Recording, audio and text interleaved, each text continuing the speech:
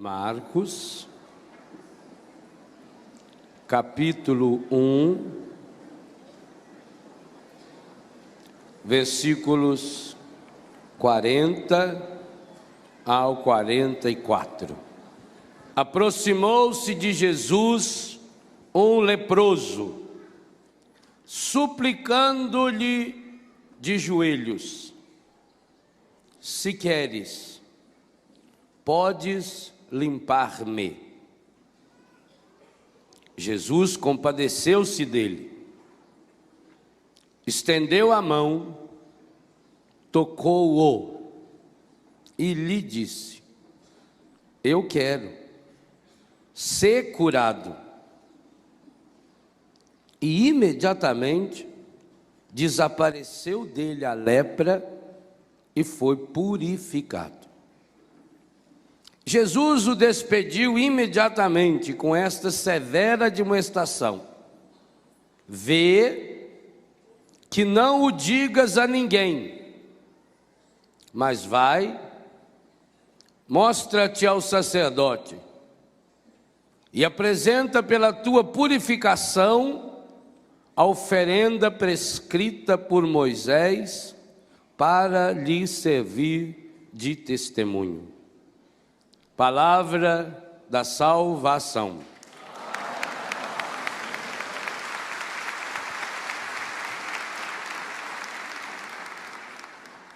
Esse trechinho do Evangelho que a igreja nos apresentou quinta-feira passada, foi o Evangelho de quinta-feira.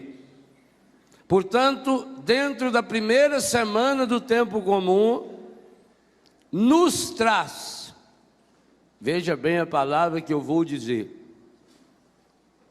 todos os segredos que nós precisamos aprender. Repito, nos traz todos os segredos que nós precisamos aprender para que também possamos experienciar em nossa vida, seja em que área for, a graça da cura e da libertação. Esse é um dos roteiros mais espetaculares de cura e libertação do Novo Testamento. São Mateus conta esse trechinho no capítulo 8, com os mesmos elementos. O interessante é que esse texto de Marcos, se você lê-lo em Mateus ou lê-lo em Lucas, você vai perceber que as palavras principais são absolutamente as mesmas. Tal é a força desse roteiro de cura e libertação.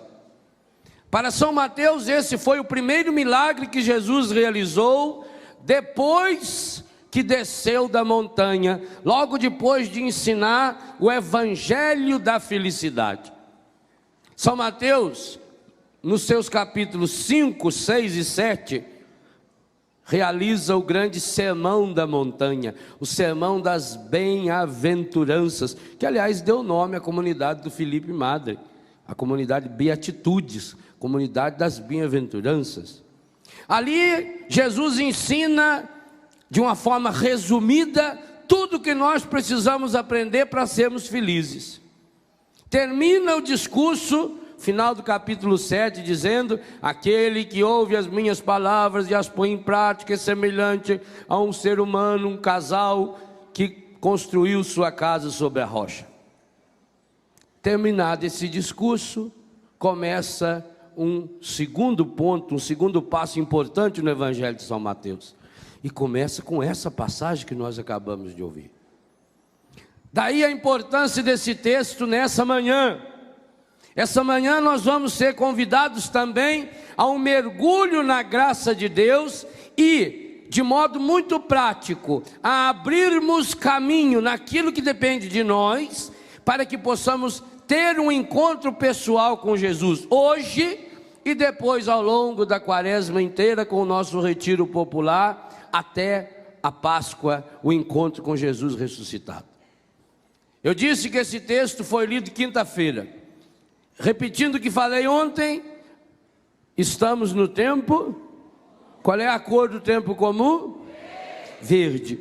E o verde simboliza duas coisas que eu disse ontem.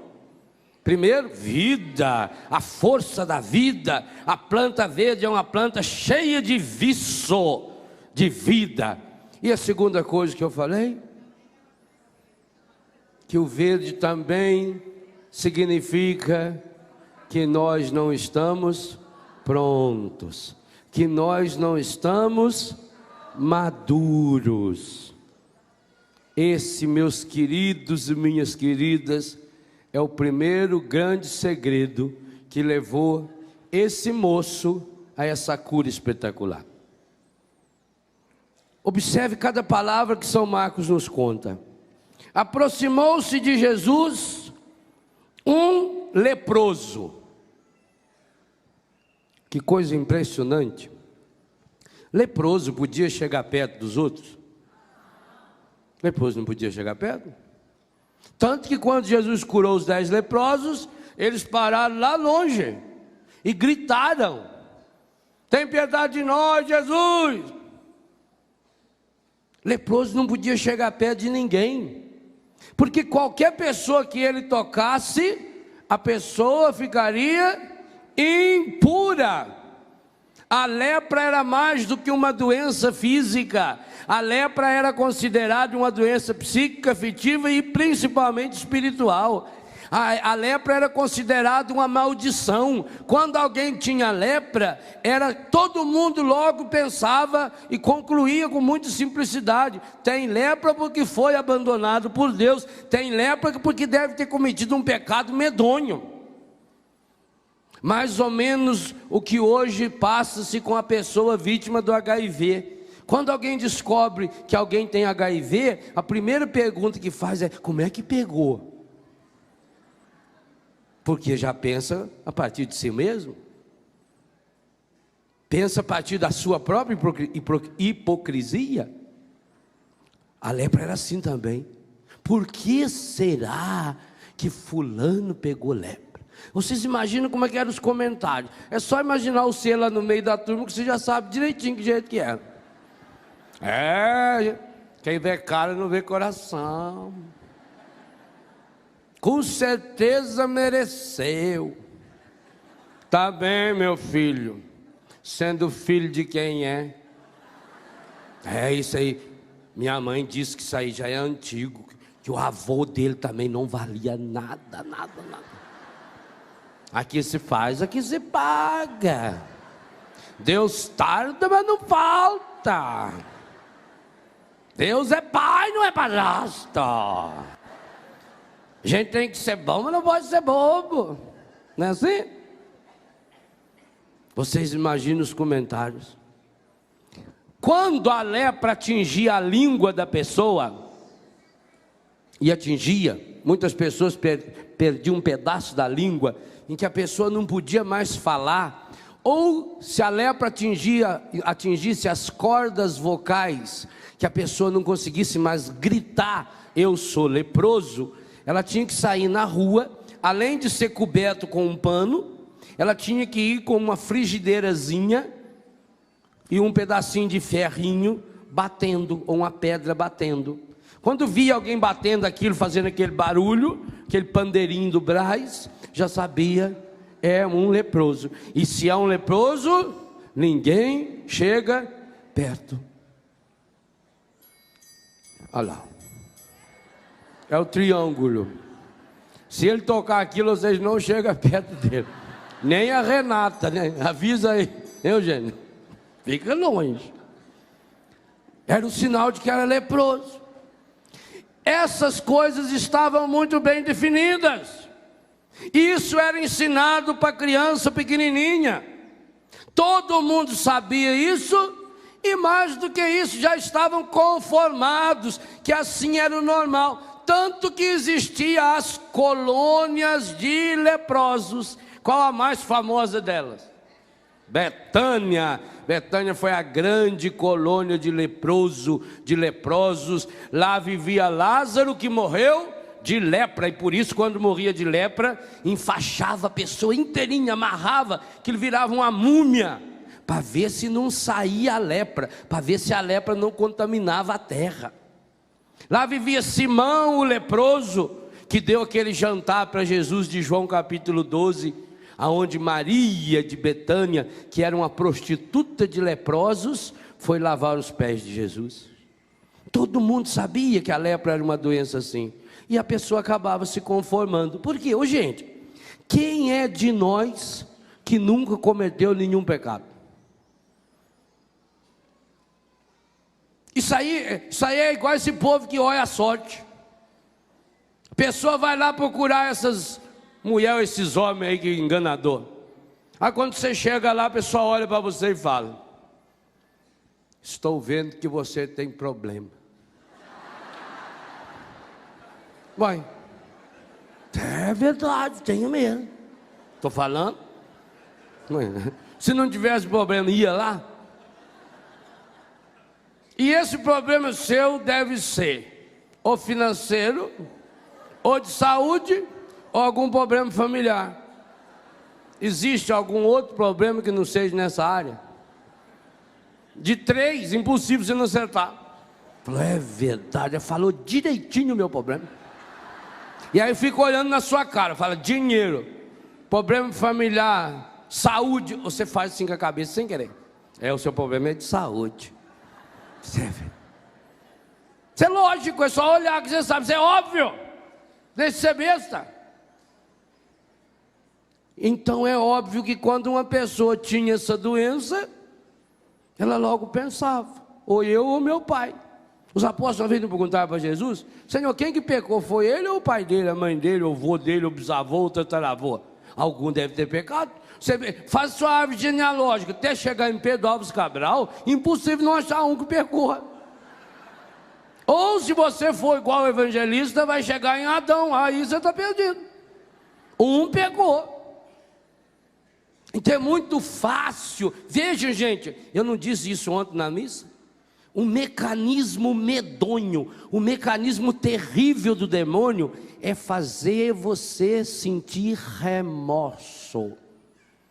É fazer você ficar com um complexo de culpa. O complexo de culpa, se você tiver complexo de culpa, seja em que área for da sua vida, digo a você, precisa de oração de libertação, porque complexo de culpa nunca vem de Deus, remorso nunca vem de Deus. Remorso, complexo de culpa é marca registrada do encardido, porque é uma forma de acionar aquele mecanismo que o padre Jonas falava.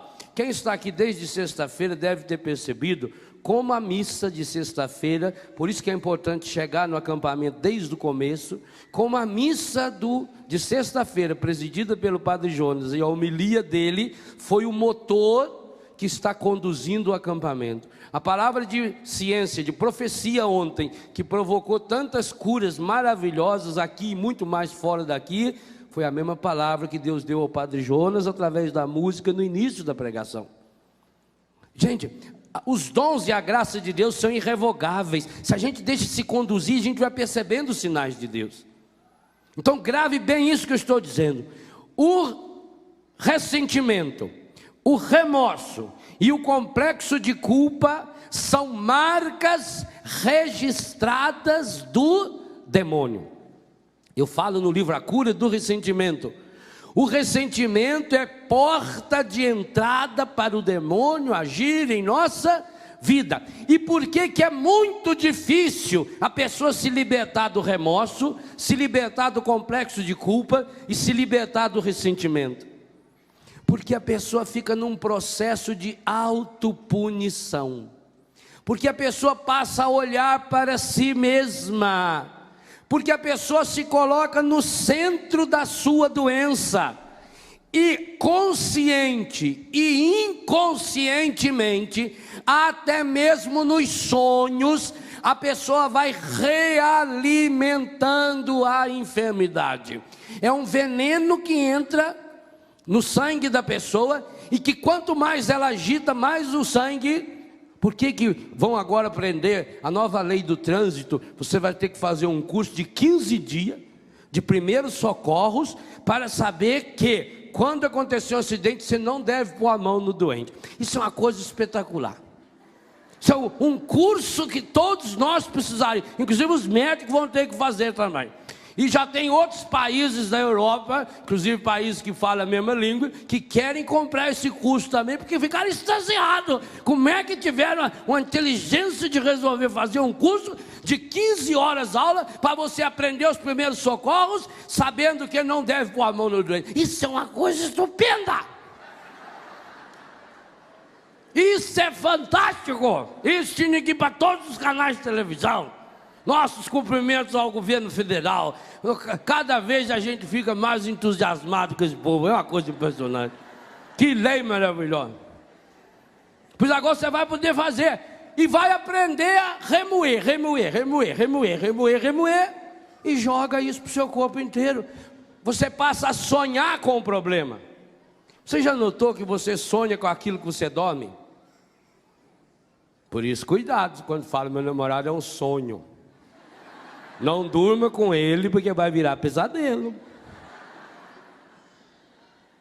Você vai remoendo aquilo. Uai, por que a gente não pode dormir com a barriga cheia?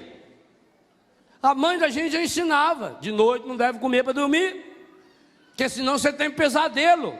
Aí você fala: ai, dormi mal. Você dormiu, foi bem demais. Se você não tivesse pesadelo, você estava morto. Foi o pesadelo que manteve você acordado, para que o seu organismo digerisse aquela cobra que você engoliu, aquele boi que você engoliu, sua jiboia. Esse é o problema. Remorso, ressentimento, complexo de culpa. A pessoa fica se culpando. Por que eu fiz isso? Eu fiz isso. Por que eu fiz isso? Por que isso foi me acontecer? E eu. Ela aciona esse processo, esse motor ao contrário, esse motor infernal, que vai levando a pessoa a um processo depressivo, a um processo angustiante. E pior, a enfermidade vai se multiplicando. Olhado de fora, parece ser uma questão de maturidade. Nossa, aquela pessoa é muito madura. Ela é inclusive capaz de assumir responsabilidade pelos seus atos. Ela reconhece os seus erros. Amados e amadas, reconhecimento de erros, arrependimento. A palavra-chave do retiro popular será essa: arrependei e crede no Evangelho, convertei-vos. Não tem absolutamente nada a ver com remorso. Arrepender-se, converter-se, é voltar-se, é o volver que os espanhóis falam. Converter é voltar-se para um novo alvo. Converter-se, arrepender, é mudar de direção, é ir para outra linha, é ir por outra estrada. Remorso, remoer, é você ficar jogando para dentro de você mesmo as substâncias, e o corpo vai trabalhar muito bem em cima disso. O que for pior para você, ele vai fazer. Jogar para dentro, é olhar para si mesmo. E eu digo a você, se você está estragado, se você está magoado, se você está ferido, se você está doente, quanto mais você olhar para você, pior você fica. É preciso mudar os olhos.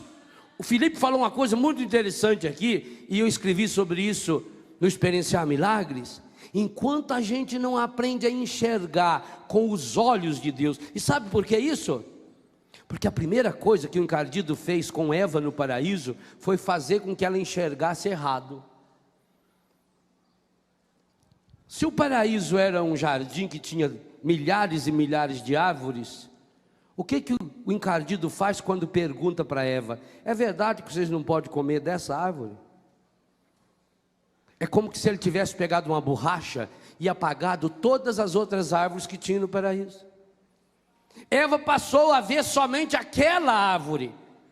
É isso que ele faz, ele reduz o campo da sua visão. Você não enxerga mais as outras pessoas, as outras situações ao seu redor. Você só se enxerga, e pior, se enxerga com o óculos estragado do remorso.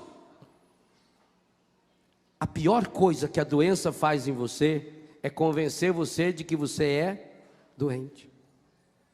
Você não sabe o mal que faz quando uma pessoa se pergunta como é que você vai e ela conta. Sabe, como Deus quer. Estou com um problema danado, me deu uma novidade na perna. Minhas veias estouraram, inchou. Pareceu um cascão no calcanhar, que ele veio subindo. Depois me tacou a hemorroida, aí veio para cá. Deu problema aqui do lado, descadeirei. Tacou a coluna, fizemos, nossa, um problema da bexiga. Tô indo que jeito que Deus quer, né? Misericórdia! Você acha que Deus quer você assim, esse caco, velho? Louco! Você já notou como de uma doença você passa para outra com uma facilidade impressionante? E quando a pessoa vira especialista em bula de remédio? Eu, quando conheço uma pessoa que lê bula de remédio, eu corro dela. E quando ela sabe o nome técnico da doença? Quando ela chegar e contar para você que ela tem espondilite anquilosante, se ela não for médica, corre dela. Que é de médico e louco, todo mundo tem um pouco, e alguns têm muito. A pior coisa que a doença faz é quando você confunde o verbo estou com o verbo sou. To be or not to be. Je suis, como fala o Felipe, eu estou doente, mas não deixa isso passar para eu sou doente. Coitadinha, ela é doentinha, desde que nasceu. Aí a mãe já começa a tratar diferente. Tadinho, não consegue andar direito, carrega no colo, vai virar paralítico? Trate a pessoa doente normal, porque senão você fica reforçando a cabeça. E aí tem pessoas, olha, infelizmente, inclusive muitos aqui, tem pessoas que amam apaixonadamente a sua doença.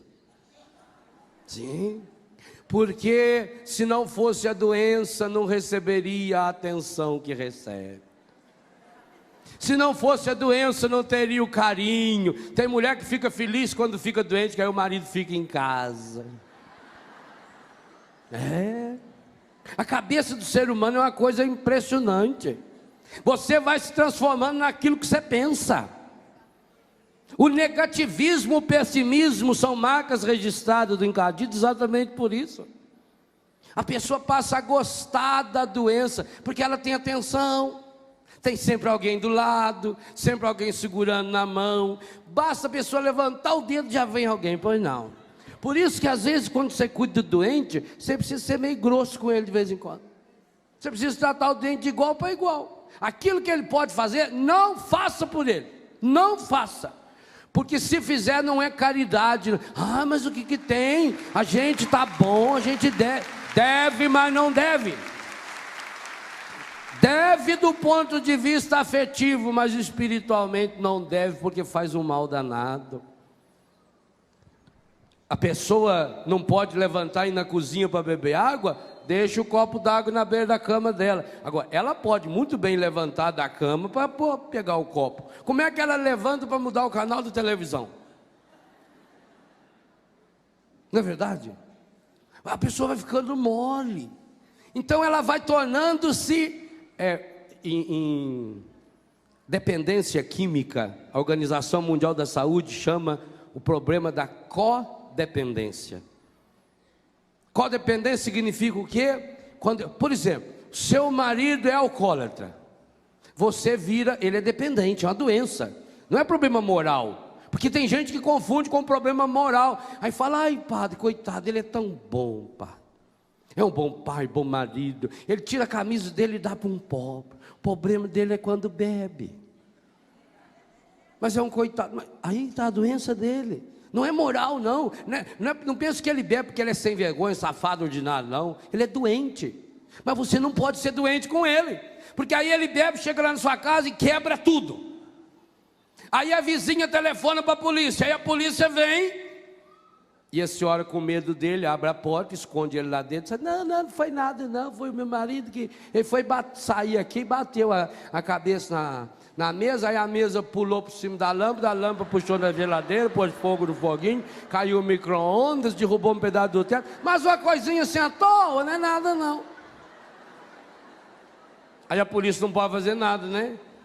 E talvez era o que ela precisava, talvez era o que precisava do seu marido, era alguém nem que fosse por medo, ou levá-lo para um hospital, levá-lo à força se fosse o caso, mas a senhora protegeu, codependente, amanhã vai proteger de novo, depois da manhã vai proteger, por isso que tem alguns que só faz bobagem em casa. Uma vez lá em Tutinga falaram que tinha um homem lá que tinha o capeta nele, mas só baixava o capeta nele quando ele estava bêbado e ia em casa, com a mulher e as crianças, aí chamaram eu ir lá, eu fui, a hora que ele veio para o meu lado, eu enfiei assim um murro aqui no queixo do bicho, ele deitou, falei, amanhã 9 horas em ponto, o senhor vai na casa paroquial, que eu preciso acabar de expulsar esse demônio aí. Olha, por que quando ele estava lá no bar, no meio daqueles grandão, o encardido não baixava nele? Ah, meu filho, e depois, quando o demônio baixou nele, que ele estava sentado assim, aqui foi para mim o sinal definitivo de discernimento, estava a sogra dele sentada no primeiro banco, a mulher dele e 2 filhos, ele passou, reconheceu a sogra,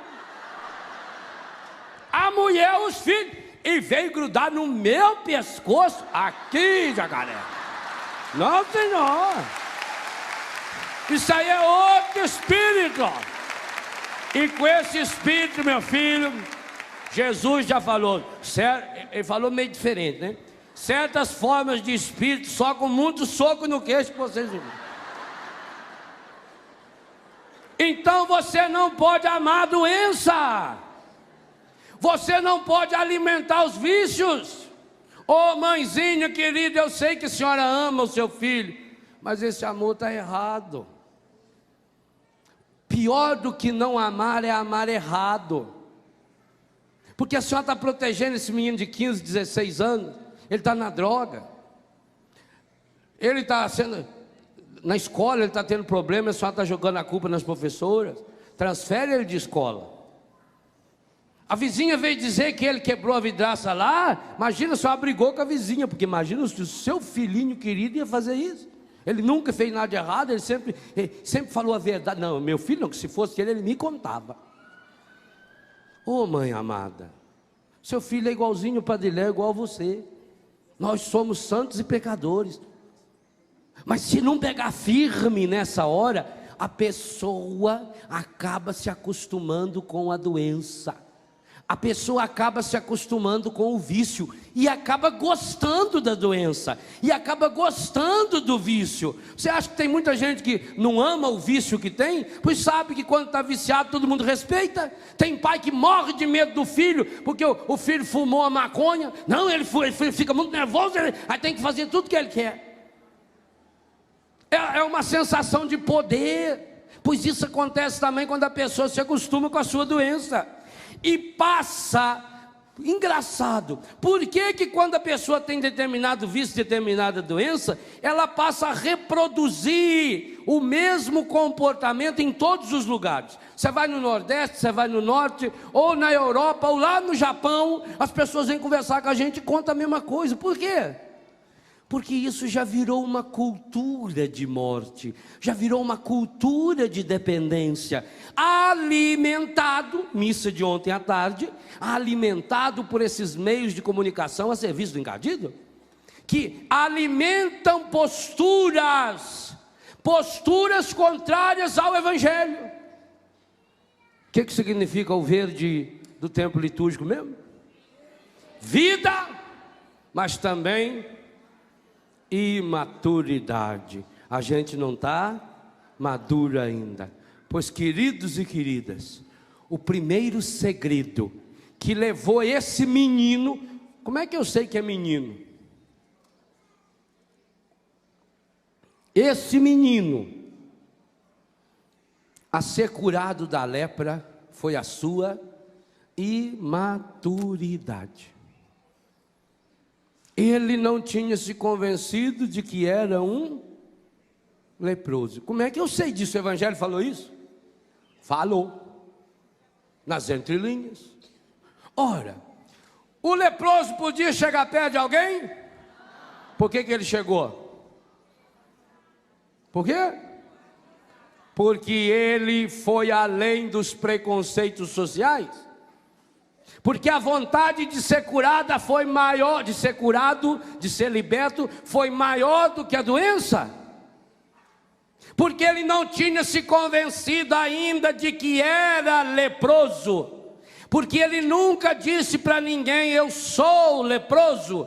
Ele sabia que estava leproso. Talvez ele até tenha dito para a mãe ou para o pai, eu estou leproso. E aí a mãe e o pai falou, vai lá e procure Jesus, que esse aí é bom, isso vai dar um jeito na sua vida.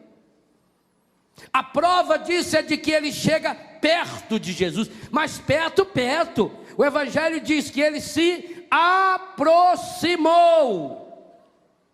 aproximou-se de Jesus um leproso, suplicando-lhe de joelhos.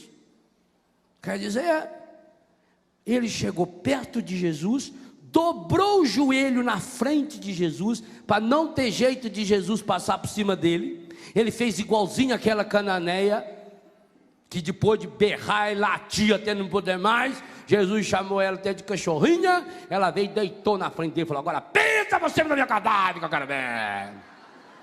Foi o que ele fez. Ele se ajoelhou diante de Jesus. Prova de que ele não estava convencido de que a doença era dele.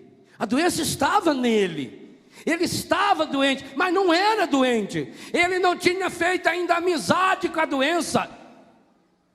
Gente, um inimigo pode fazer muito mal para você, mas só um amigo pode destruir você, porque ele conhece você.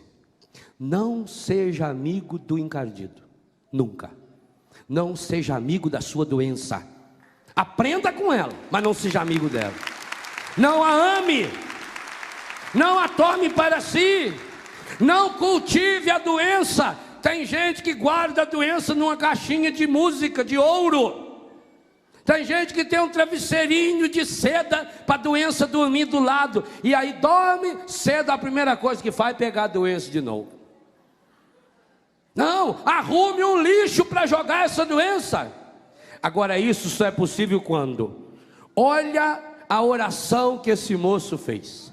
Ela é espetacular.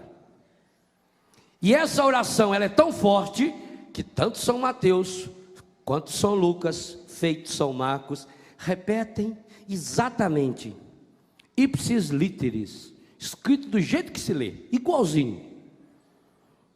Se queres, vírgula, podes limpar-me. Essa tradução me apaixona. Se queres, podes limpar-me. Entende o que eu falei do remorso? Ele não se colocou no centro. O me, tracinho me, no final da frase, significa que ele se colocou por último. A oração dele é tão fabulosa, porque ele não guardou nada para si, igualzinho Pedro e André, igualzinho Tiago e João, que largaram a rede, que largaram a barca, que deixaram o pai, deixaram tudo. Esse moço, sabe o que a imagem que me veio quando eu comecei a rezar em cima desse texto? É que esse moço em casa arrumou um pano, abriu em cima da mesa, como se isso fosse possível, pegou toda a lepra que ele tinha, desde a ponta da unha até na ponta do cabelo, foi juntando a lepra dele, pôs dentro daquele pano, amarrou, pôs nas costas e foi. E aí se ajoelhou na frente de Jesus e entregou para Jesus. Falou: toma, é do Senhor. Trouxe um presente para o Senhor. Gente, a estrutura que o autor usou aí nessa frase deixa bem claro que ele não ficou com nada da lepra para si. Ele veio decidido. Jesus ficou estupefato quando viu que esse moço tinha absoluta certeza que o problema não era dele, que agora era de Jesus. Ele jogou a responsabilidade inteirinha nas mãos de Jesus. Ele chegou com a doença e falou: Senhor, se queres, podes curar-me. Eu digo a você, oração de cura é você colocar Cristo num canto que Ele não possa sair de lá de jeito nenhum enquanto não curar você. Isso é oração de cura. Isso é o passo na fé. Isso é maturidade. Isso é coluna vertebral, como nos fala Dom Roberto. Isso é firmeza. Essa oração de molenga: ai, se Deus quiser, vai. Deus quiser, mas o que você está fazendo para isso? Você não está fazendo nada. Você está amando a sua doença. Você está embalando a doença, dando mamar para ela todo dia de manhã, comprando coisinha para pendurar no pescocinho dela, tratando como se fosse um bichinho de estimação. Aonde você vai, você leva junto. Igual tem gente que aonde vai leva o travesseiro junto, leva a toalha para ficar cheirando. Tem gente que leva a doença para onde vai. Isso é uma imaturidade errada. Seja imaturo diante de Jesus. Diante de Jesus você pode ser uma velha de 90 e tantos anos de idade. Seja imaturo, seja criança, seja menino diante de Jesus, seja menina diante de Jesus. Não tenha medo de lançar-se no colo do Senhor. Essa oração Deus ama. E a igreja disse que isso é uma escola que, se você frequentar, ao final você pode receber um diploma de doutor. Não foi o que o Papa fez quando deu o título de doutora a Santa Teresinha?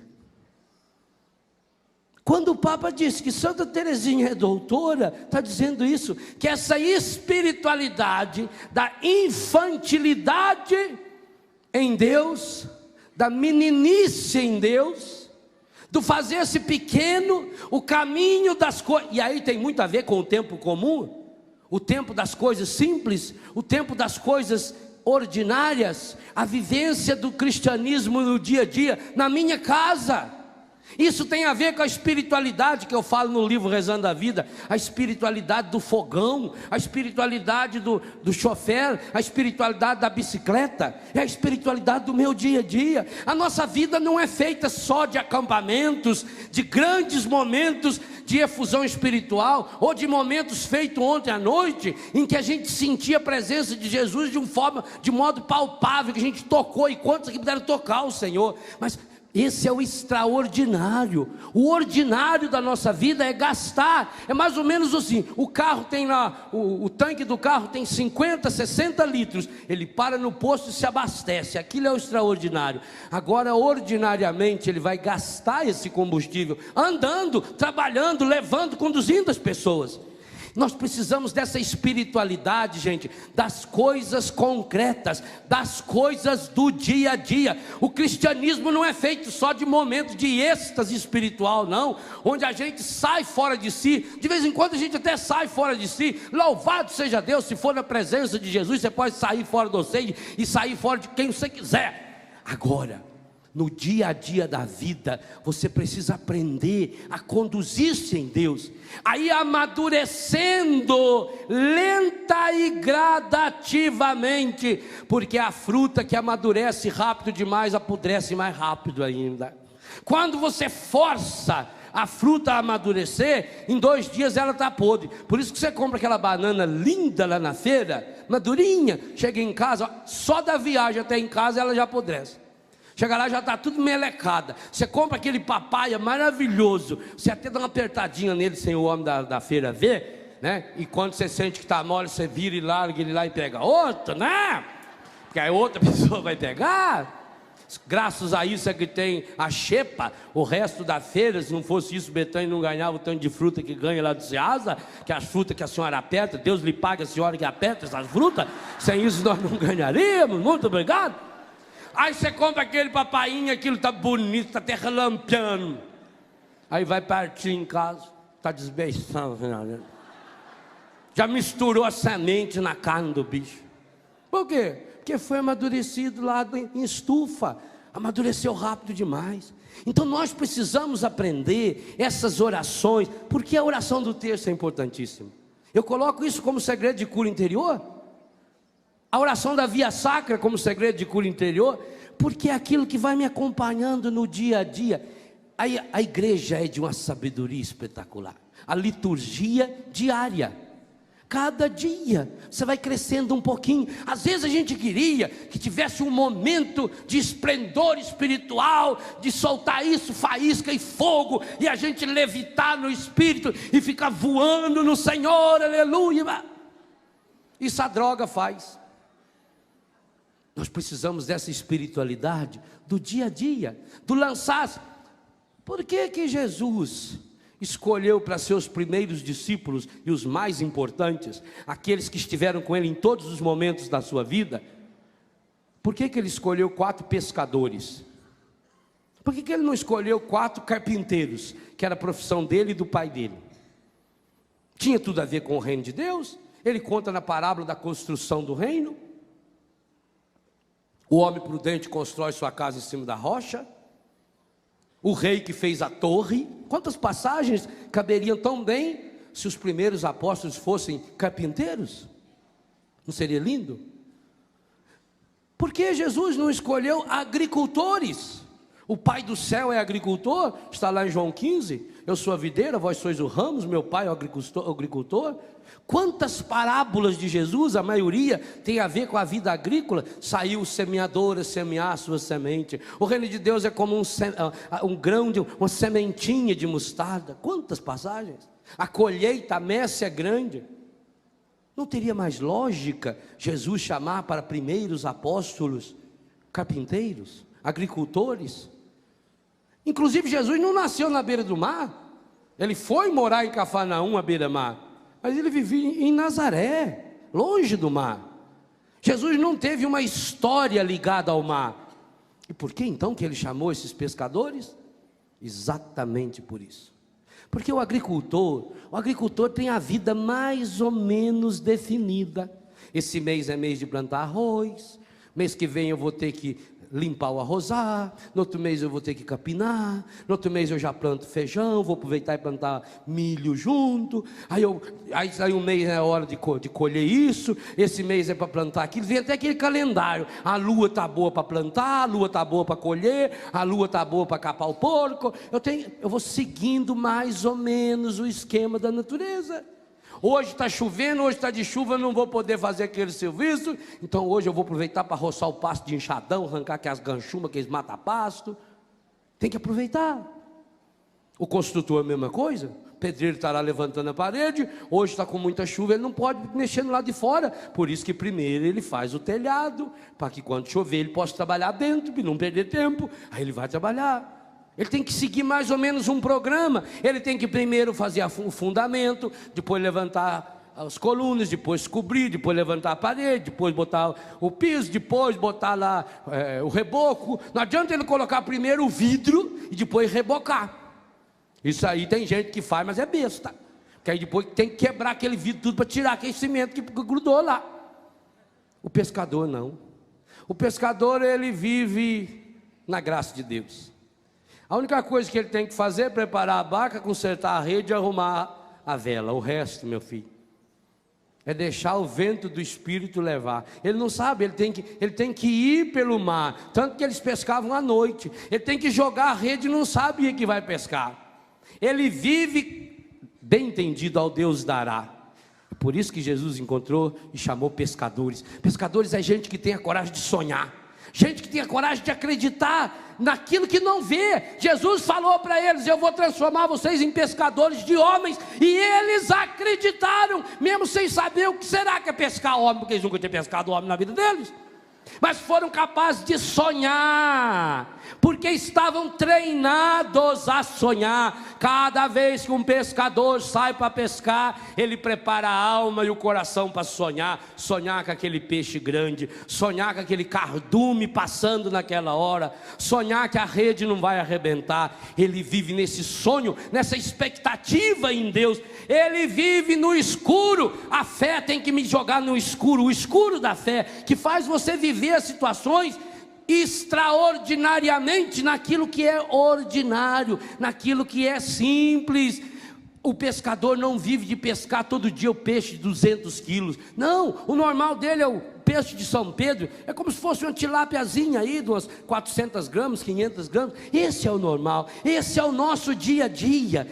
Esse é o seu peixe, lá na beira do fogão, trabalhando na loja, trabalhando no escritório. É ali que você vai ter que viver a graça da cura e da libertação. Mas para isso você precisa ter uma certeza. A certeza que teve esse menino imaturo, que ainda não tinha acreditado que era leproso.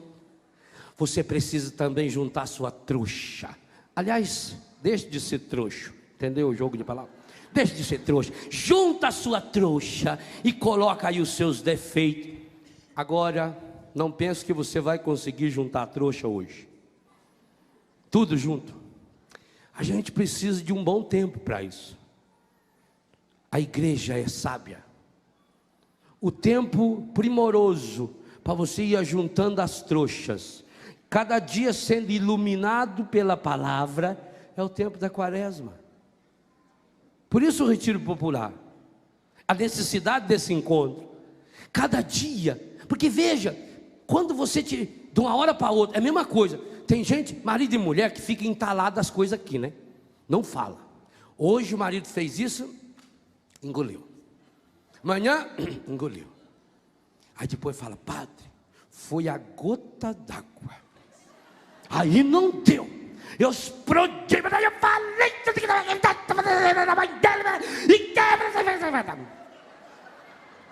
Está errado.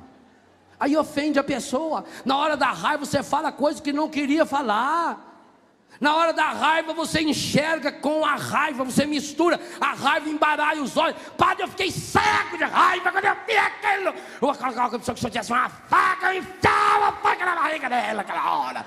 Graças a Deus que eu não tinha uma arma lá em casa.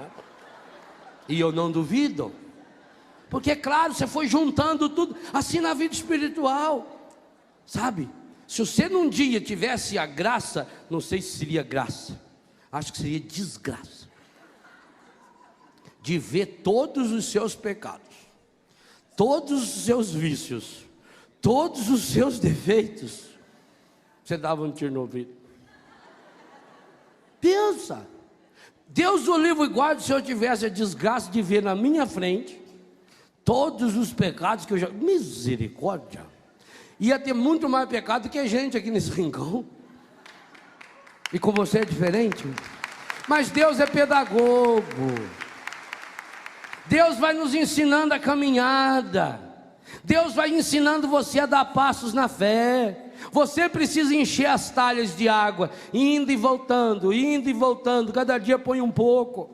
Então, na jornada da nossa vida, e a nossa vida é uma jornada, é uma caminhada. O Evangelho de São Lucas deixa isso tão claro, tão lindo. Jesus continuava caminhando. A vida cristã é uma caminhada, ela é dinâmica, inclusive é uma caminhada depois da morte também. A própria igreja padecente, purificante, e depois a igreja que já está lá, na vitória de Deus, é uma caminhada dinâmica. O Espírito Santo vem, se coloca ao nosso lado e vai nos ajudando a irmos percebendo. Hoje você percebeu esse aspecto, louvado seja Deus. Lute para eliminá-lo, lute para corrigir. Continue a sua caminhada. Amanhã você vai descobrir outro problema. Você achava que tinha mágoa só daquele fulano, amanhã você descobre que também tem uma mágoa menor do ciclano, ótimo. Agora você já sabe como resolver, agora você já sabe como fazer oração de perdão, então você vai fazer para aquele, e depois da manhã para o outro, e assim você vai levando. Aí sim, aí você pode dizer: estou levando a vida como Deus quer. Eu vou eliminando os problemas à medida que eles vão surgindo. Eu não vou ficar antecipando o problema. Ah, meu Deus do céu, o que será que vai acontecer? E se vier um vento? E se vier isso? Então morre já hoje de uma vez. Vá resolvendo os problemas na medida que eles vão surgindo. A rede está estragada, faz que nem os apóstolos, pare e conserta a rede. Não adianta você ficar lá: por que será? Olha, culpa sua, porque você, André, tinha que ter olhado a rede e não olhou. E nós ficamos a noite inteira feito um bando de bestas jogando a rede furada. Por isso que eu vi que tinha peixe dessa mãe que passou. Não, conserta a sua rede. Essa é uma decisão, uma atitude. Que oração maravilhosa. Ah, se você hoje tivesse a graça, a certeza confiante de que você não retém nada para si mesmo da sua doença, nada para si mesmo do seu pecado, que você fizesse esse pacote e se ajoelhasse diante de Jesus, aproximou-se, colocando-se de joelho diante de Jesus. Senhor, tu podes, se queres, cura-me. Ou como ele falou: Senhor, se queres, podes curar-me.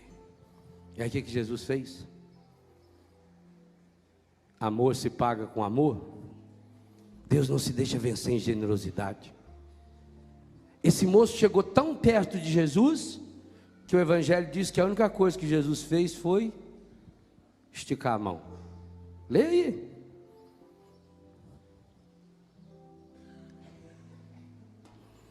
Aproximou-se dele um leproso, suplicando-lhe de joelhos: se queres, podes limpar-me.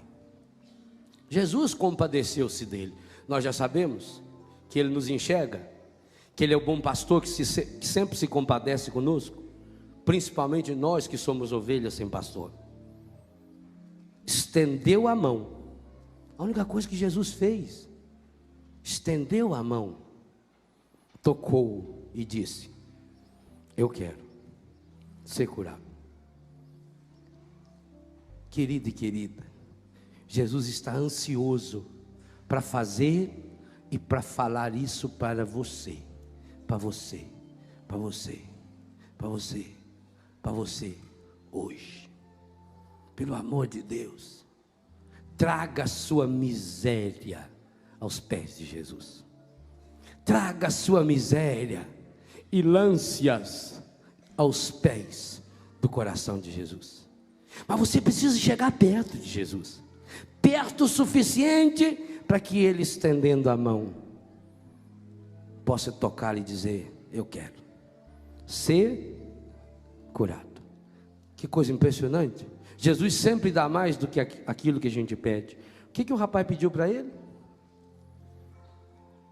Leia aí. Podes limpar-me. Limpar-me. Ele só pediu uma limpeza. Ele achava que a lepra dele, olha o que eu falei no início, ele não estava convencido que era leproso. Ele achava que a lepra dele era só uma sujeira que estava aqui fora. E que Jesus, como a mãe que a gente corre para a mãe limpar a gente não acha que a mãe pode curar tudo quanto é doença? Você corta a perna lá assim, tem que levar 26 pontos, você corre na mãe: mãe, aqui, mãe, um cortinho. Mãe. Você acredita que a mãe cura? Ele falou para Jesus, simples, até ignorante. Ele estava achando que a doença dele era só uma sujeira. Podes limpar-me. Ah, mas Jesus ficou tão apaixonado naquele zoinho regaladinho daquele rapazinho. Ficou tão impressionado. Jesus se sentiu tão responsabilizado com o que o rapazinho fez para ele, jogando o problema todo nas costas dele. E Jesus gosta porque Ele tomou sobre si as nossas enfermidades, minha e sua. Que Jesus devolveu-lhe a graça da cura. Ele pediu limpeza. Veja como está no texto. Senhor, tu podes, se queres, Senhor, se queres, podes limpar-me. E Jesus é categórico. Jesus usa o imperativo categórico. Vai estudar isso em português para ver o que significa. É uma ordem. Eu quero ser curado. Tem vezes que a pessoa fala, benção, padre. Eu falo, ser bento. A pessoa acha estranho. Acho que ela está suja. Não, ser bento. Jesus diz, ser curado. Fique curado. Esteja curado. Completamente curado. Vamos fazer isso agora com Jesus? Qual é a lepra que você precisa trazer hoje na trouxinha do seu coração para Ele? Eu queria que hoje você em casa, aproveitasse esse segundo domingo do tempo comum. Domingo em que nós vamos estar mais uma vez com o Senhor na Eucaristia. Em casa, nas nossas comunidades, em quase 400.000 celebrações eucarísticas que acontecem a cada domingo no mundo inteiro, em mais de 1.650 idiomas diferentes. Se cada cristão no dia de hoje pudesse vir para o encontro com o Senhor assim, trazendo a trouxa do seu pecado, da sua solidão, da sua depressão, da sua angústia, do seu medo, dos seus traumas, dos seus pecados, dos seus vícios. Seja o que for que você está sujando o seu corpo, sua alma, o seu coração, a sua família, hoje é o dia. Hoje o Senhor quer ter esse encontro pessoal com você, comigo. Para isso, tenha a imaturidade desse menino. O menino é o pai do homem, a menina é a mãe da mulher. Aquele menino, aquela menina que um dia você foi, você continua dentro de você. Os sonhos que um dia você teve, feitos sonhos de Pedro, André, Tiago e João. Aqueles sonhos que levou você a tornar-se aquilo que você se tornou, padre, freira, pai, mãe, jovem, músico. Ele está aí dentro. Ele só está entulhado nas sujeiras que você veio colocando, na medida em que você veio assimilando ideias erradas a respeito de você, pelo remorso, pelo ressentimento, pelo complexo de culpa. Mas ele está aí dentro. Desperta esse menino. Talvez hoje Jesus primeiro ia olhar para você e dizer, Talita, come. Menina, levanta. Menino, levanta. Sai desse marasmo que você acabou se metendo, ou que empurraram você. Onde estão os seus sonhos? Onde estão os seus anseios? Todos os anseios que nós sufocamos acabam se transformando em vícios e em pecados. Onde estão os seus anseios? Aquilo que você foi buscar na droga, aquilo que você foi buscar naquela pornografia, aquilo que você foi buscar no ter, no poder. Talvez hoje até você conseguiu diante do mundo um cargo, uma posição muito importante, mas por dentro você está vazio. Sabe por quê? Porque você não teve ainda a coragem de chegar perto de Jesus. Eu sei, o demônio fez isso com você também, e dizer para você, você não é digno, você não pode chegar perto de Jesus. E eu digo, você pode, porque Ele lavou os seus pecados, derramando o seu sangue na cruz. Ele nos purificou, Ele tomou sobre si as nossas enfermidades, porque nos ama. Hoje Jesus quer dizer para mim e para você, eu quero ser curado. Jesus está dizendo, no que depender de mim, você tornar-se-á a pessoa mais linda, mais pura, mais santa, mais restaurada que já habitou nesse planeta. Mas se você guarda a sua doença para si mesmo, eu não posso fazer nada. Enquanto você empacota o seu vício e joga-o no coração, eu não posso fazer nada, porque eu respeito a sua liberdade. Eu estou à porta e bato, mas se você não abre, eu não posso invadir, eu não vou violentar a porta do seu coração. Hoje Jesus quer dizer para você, minha filha, meu filho, meu irmão, minha irmã, eu quero fique, olha o verbo, fique curado, fique curada. Que lepra você precisa entregar para Ele agora, e suplicar: Jesus, manda o seu Espírito para purificar, para restaurar, para sarar meu coração. Pai Santo, Pai querido, Pai amado,